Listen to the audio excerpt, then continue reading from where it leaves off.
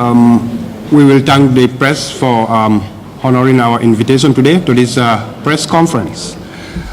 We have here mayors, we have chairpersons of local government councils, and we have councillors, and we have chief executive officers present here for this press conference. This press conference is called to discuss the establishment of a commission of inquiry into the conduct of all local government councils and connected matters. So Galga, today we call this meeting, this press conference, to tell you what is with Galga. The press conference will be led by the president of Galga, of course, and the chairperson of Mansa Konko Area Council, Mr. B.Sanneh, who will read a statement on behalf of all the local councils in the country. And then from there, we will entertain questions, not more than 3, possibly. Our officials are very busy right now. We have very busy schedules, but we will thank you for coming, and then we will go straight. I will call on the president and the chairperson of Mansa Konko Area Council to read the statement. Thank you very much, Mr. Moderator Jallo. And let me first say thank you very much, honorable colleagues and friends from the media. We are very happy with your presence here, and we are very grateful as well for you honoring our invitation to this press engagement. Like he rightly said, I am B.Sanneh, the president of Galga, also the chairman, Mansa Konko Area Council. Having taken side from where he stopped, I'm going to present this statement to you on behalf of the local government authorities, or the LGS of the Gambia, from Banjul to Basse.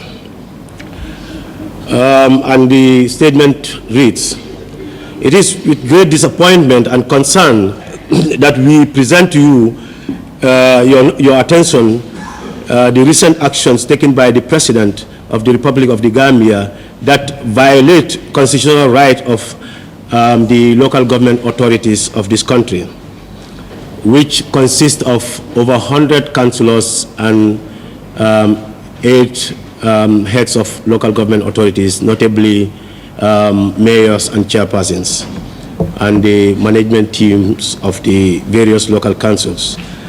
The said action that is presented by the President violate the ECOWAS Protocol on Democracy and Good Governance, supplementary to the protocol relating to mechanism for conflict prevention, management, resolution, peacekeeping, and security. And also it risks destabilizing the country as well as other international norms and obligations of the government of the Gambia. The Gambia is poised to enter into local government elections calendar from March 14, 2023. This is one of the most pivotal elections in the country's history. During this election, the incumbent party will contest in multi-party local government elections for over 100 seats. That is to say, the councillors and the heads of the local government. The majority of seats are held by the opposition parties in this case, which will make the process highly contentious and tense and very important for the future of the democracy of our country. It is therefore incumbent upon all parties and institutions to exercise restraint and to put the interests of the nation first in order to maintain stability, a level playing field, and avoid any actions that would inflame people or undermine the democratic gains of our country.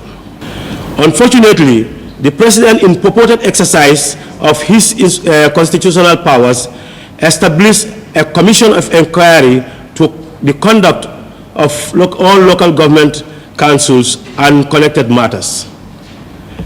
Enclosed is a copy. Of course, you will be all be opportune to have a copy of this, what I'm reading. There is no stated reason, and unfortunately there is no stated reason for why this commission is established and run during the election calendar of the local government elections. There is also no reason why it was not established for the past 5 years that we have been in office. There is no reason forwarded as to why, whether it cannot be established even after elections. As elected officials, we welcome public scrutiny and believe in transparency and accountability, and believe that transparency and accountability are necessary, not only to allow the public to participate and be aware of local government administration, but also to provide us with guidance and assistance to increase efficiency of our various councils and our roles and responsibilities as well. Local governments are the most scrutinized institutions in the Gambia, so to speak. Currently, the councils are subject to 5 different scrutinies, if you like. Number 1, annual audit exercised by the National Audit Office. Number 2, annual report to the Finance and Public Accounts Committee of the National Assembly. Number 3, quarterly inspections by our line Ministry of Regional Governments and Lands. Number 4, an annual audit by the Gambia Public Procurement Authority, GPPA. And finally, number 5, periodic visit by the National Assembly Select Committee on Local Government and Lands. In addition to the aforementioned, management establishment, in addition to the aforementioned, management and essential staff of LGAs are hired directly by the Local Government Service Commission, which is centralized, which are appointed by the central government. As such, the administrative nature of local councils is such that the government has the ability at any point in time to scrutinize, inspect, and be aware of the activities at any time of the councils.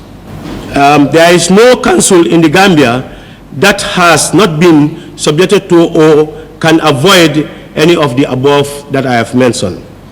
There is therefore no logical reason for the President to establish a commission of inquiry and to look into the conduct of councils when all information that could be required is available and readily and already in the hands of the government and the public.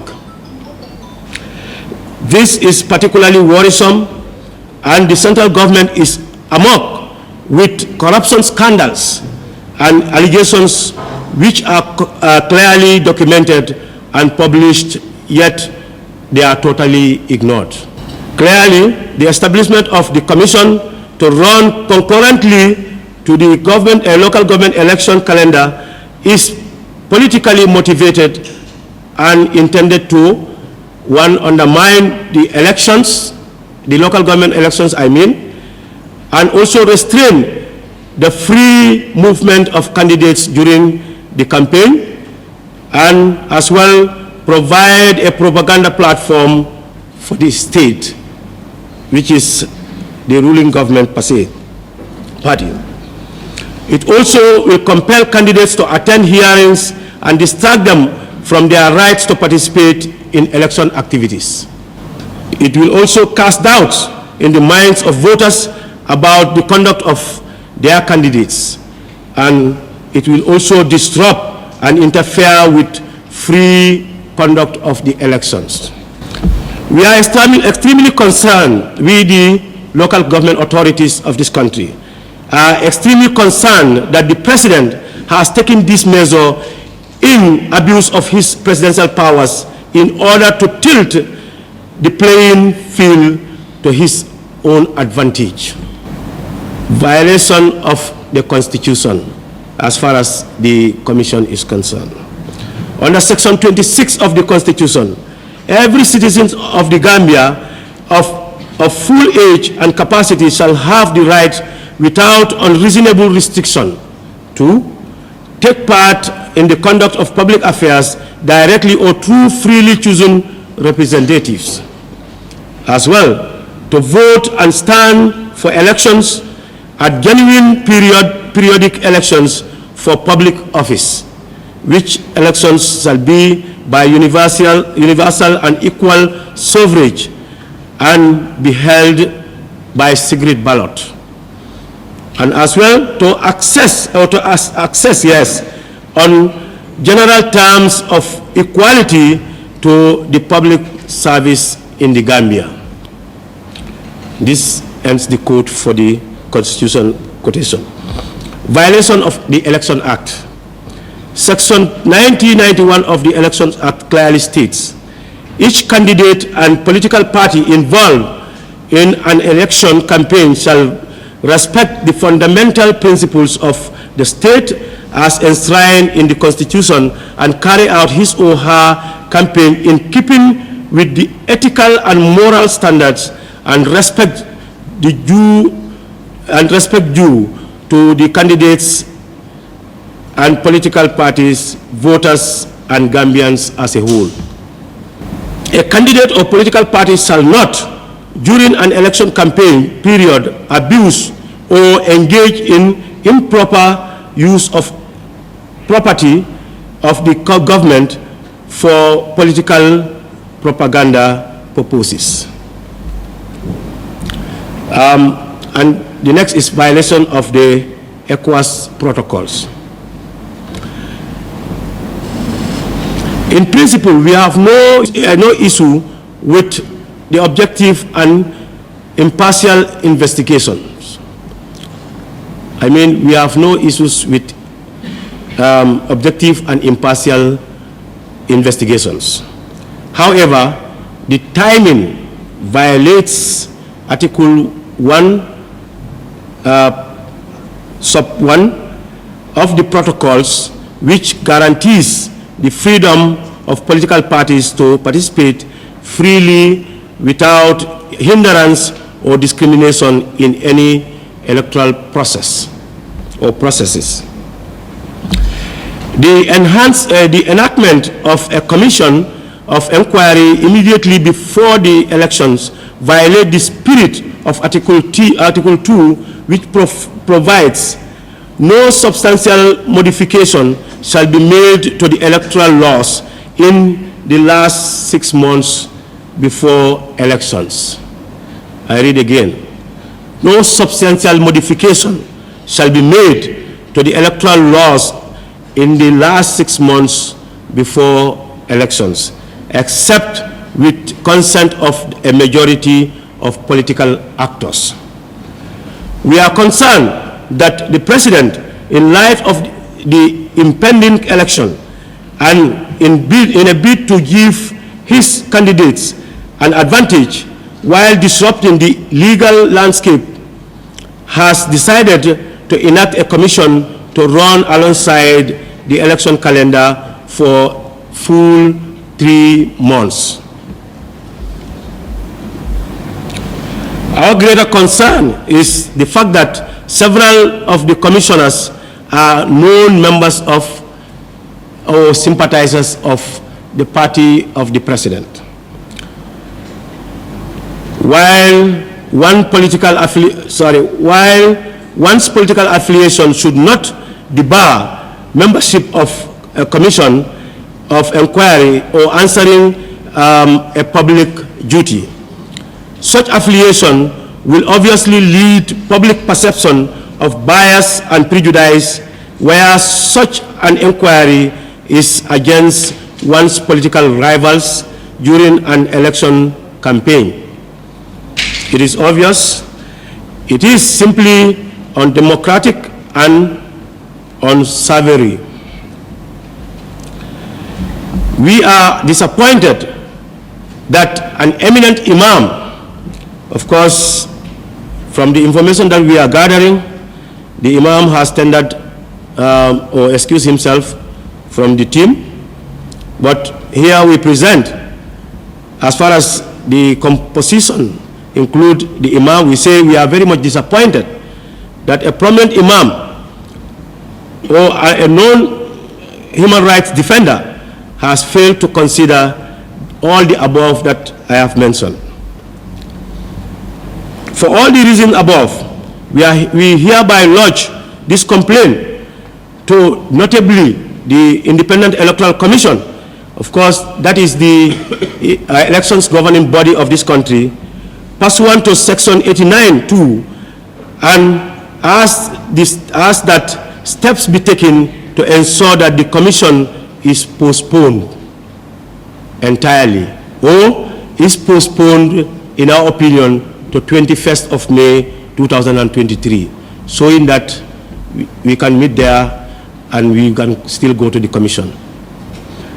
This is our proposal, that we are not objecting to any commissions, but the timing is the question, and we are even now proposing that the commission takes effect on the 21st of May 2023, when the local government elections will be over and its mandate does not violate the rights and the laws set out above.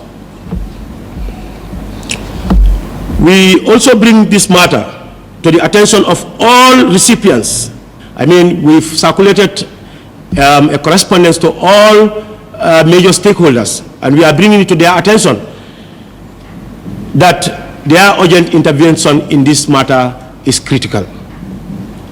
We urge all of you to prevail upon the state, particularly the president, to respect international obligations and withdraw this commission in the interest of peace, stability, adherence to the principles of good governance, democracy, and political freedom in our country. I thank you very much for your attention.